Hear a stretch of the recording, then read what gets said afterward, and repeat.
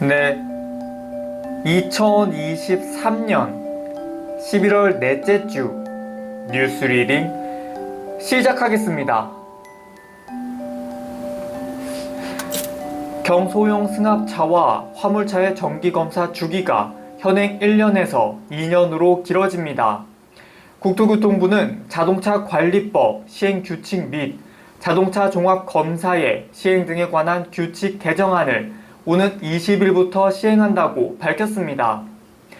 개정안은 경소형 승합차 및 화물차, 중형 승합차 일부 차종, 비사업용 대형 승합차 등에 대한 차량 검사 주기를 완화하는 내용입니다.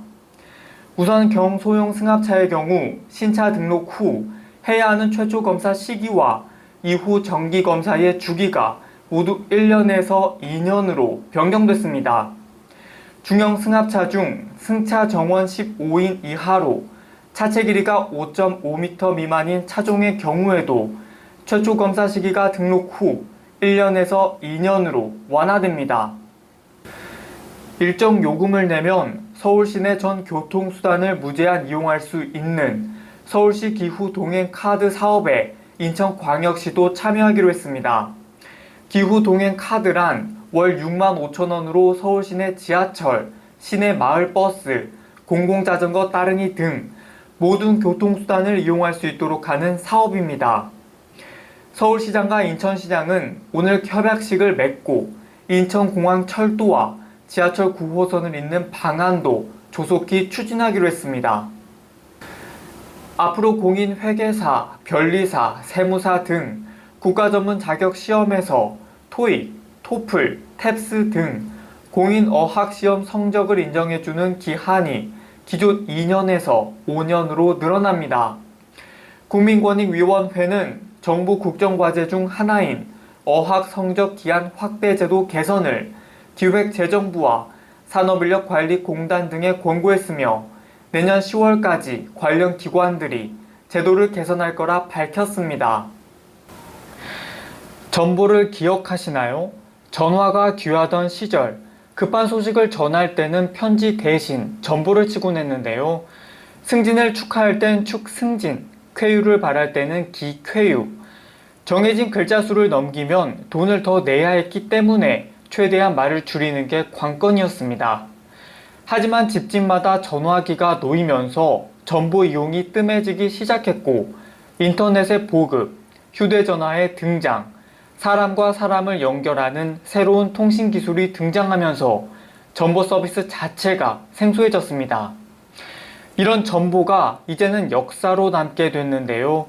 관공서나 기업 등에서 예의를 갖추어 소식을 전하는 용도로 간신히 명맥을 이어갔지만 결국 2018년 4월 국제정보 서비스가 먼저 중단됐고 국내 정보 서비스도 다음 달 15일 138년의 역사를 마감하게 됐습니다. 국내 주유소의 휘발유와 경유 판매 가격이 6주 연속 하락했습니다. 한국석유공사 유가정보 시스템에 따르면 11월 셋째 주 전국 주유소 휘발유 판매가는 전주보다 34.1원 하락한 리터당 1686.1원으로 주가 기준 1,600원대 진입은 지난 8월 이후 석 달 만입니다. 또 경유 가격은 일주일 만에 27.1원 내린 1,634.3원으로 집계됐습니다. 가격을 그대로 두면서 내용물을 줄이는 슈링크플레이션. 정부가 양을 줄여 사실상 가격을 올린 식품 업체들에 대해 단속하겠다고 밝혔는데요. 실태조사와 함께 신고센터를 설치해 제보도 받겠다는 계획입니다. 우선 한국소비자원을 중심으로 이달 말까지 주요 생필품 가격을 조사하고 신고센터를 설치해 사례 제보를 받을 예정입니다. 용량이 바뀌었을 때 제조사가 소비자에게 알리는 방안도 검토 중입니다. 대한항공이 다음 달 1일부터 내년 2월까지 승객의 겨울 외투를 보관해주는 코트룸 서비스를 시행한다고 밝혔습니다. 코트룸 서비스는 인천국제공항을 통해 출국하는 대한항공 국제선 항공권 구매자라면 누구나 이용할 수 있습니다. 승객 1명당 외투 한 벌을 접수일을 포함해 최대 닷새 동안 무료로 맡길 수 있습니다. 이후에는 하루당 2,500원의 보관료가 부과되며 추가 보관료는 대한항공 스카이패스 마일리지로도 결제할 수 있습니다. 아시아나항공도 다음 달부터 3개월 동안 국제선 탑승객을 대상으로 외투 보관 서비스를 시행할 예정입니다.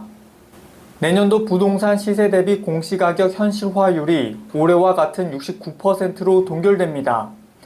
단독주택에는 53.6%, 토지에는 65.5% 적용되는데요. 금리 인상과 가계부채 증가 등에 따른 국민 부담을 덜기 위한 조치로 풀이됩니다. 공시가격은 정부가 과세를 위해 매년 1월 1일을 기준으로 발표하는 토지와 단독주택, 공동주택 등 부동산 적정 가격을 말합니다. 전국 40개 의과대학이 현재 교육 여건만으로도 정원을 최소 2,100여 명을 늘릴 수 있다고 답한 것으로 나타났습니다. 정부는 현장 조사를 통해 의과대학 증원 수요 조사 결과를 검증한 뒤 오는 2025학년도 의대 정원을 확정할 계획입니다. 보건복지부는 이번에 증원하는 의사 인력을 통해 지역, 필수 의료 문제도 해결할 수 있도록 정책을 마련하겠다고 밝혔습니다. 또한 정책 마련 과정에서 의료계는 물론 의료 수요자인 국민의 의견도 충분히 경청하겠다고 설명했습니다.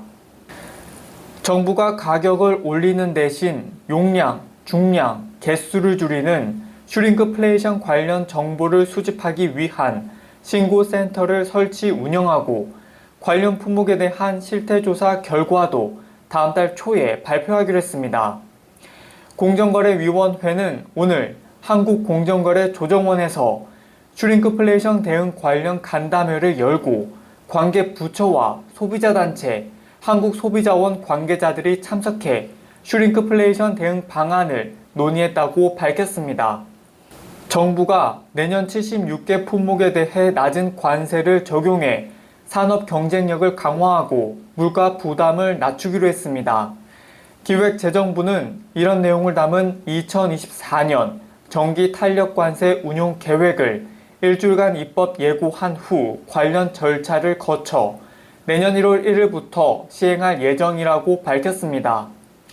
탄력 관세는 국내 산업 보호와 물가 안정 등을 위해 법이 정한 범위 안에서 세율을 탄력적으로 조정하는 것으로 우선 총 76개 품목에 대해 인하된 할당 관세가 적용될 예정입니다.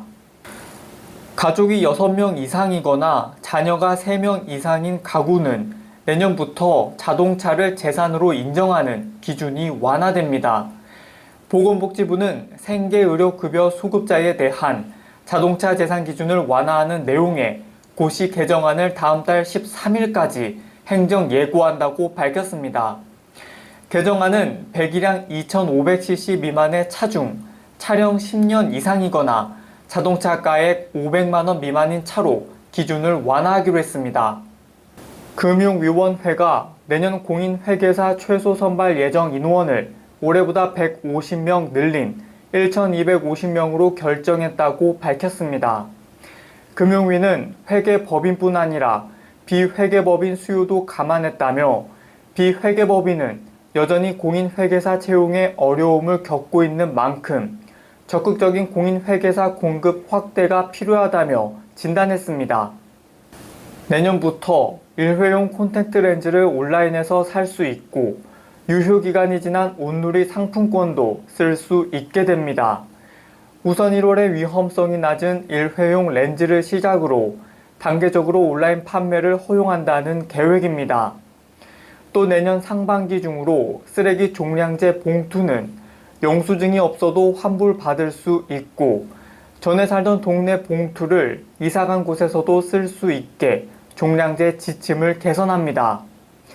정부가 국민 불편을 줄이겠다며 규제 167건을 개선하겠다고 밝혔습니다.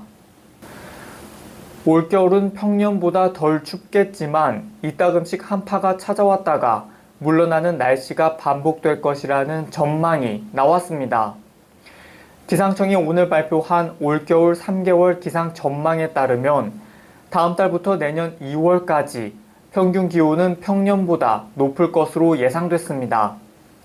또 강수량은 평년보다 많아 12월에는 서해안과 남해안에, 1월에는 동해안에 많은 눈과 비가 내릴 것으로 내다봤습니다. 기상청은 엘니뇨와 온난화의 영향으로 평년보다 포근한 날씨가 이어지겠지만 북극 한기가 남하해 이따금씩 추위가 찾아오겠다고 설명했습니다. 정부와 여당이 무주택 청년들의 주거 안정을 돕기 위해 2%대의 저금리로 주택담보대출을 제공하기로 했습니다. 당정은 국회에서 열린 청년 내 집 마련 대책 당정 협의회에서 이 같은 내용을 담은 청년 내 집 마련 123 주거지원 프로그램을 추진하겠다고 밝혔습니다.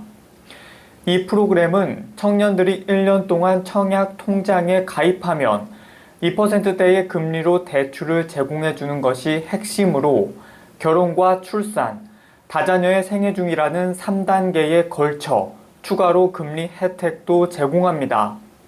금융위원회 김 부위원장이 환경과 사회적 책무, 기업 지배구조 개선을 뜻하는 ESG 공시 도입과 관련해 기후 분야부터 의무화하겠다는 방침을 밝혔습니다. 김 부위원장은 한국 ESG 기준원 우수기업 시상식에서 ESG 공시 제도를 보다 구체화하겠다며 특히 ESG 공시 기준을 내년 1분기 중 구체화하겠다고 말했습니다. 삶은 콩이 포함된 비건 다이어트가 폐경과 함께 나타나는 대표적인 갱년기 장애인, 안면 홍조를 진정시키는 데 도움이 된다는 연구 결과가 나왔습니다. 미국의 책임있는 의학을 위한 의사위원회의 연구실장인 하나 칼레오바 박사 연구팀은 비건 다이어트를 하면 안면 홍조가 95%까지 줄어들 수 있다는 연구 결과를 발표했다고 메디컬 뉴스 투데이가 보도했습니다. 콩이 포함된 비건 다이어트에는 식이섬유와 이소플라본이 많이 들어있는데 이 두 영양소는 염증을 억제하고 에스트로겐 분비를 안정시키는 장 박테리아들을 늘어나게 만듭니다. 네, 2023년 11월 넷째 주 뉴스 리딩 마치겠습니다. 그럼 저는 다음 주에 뵙겠습니다.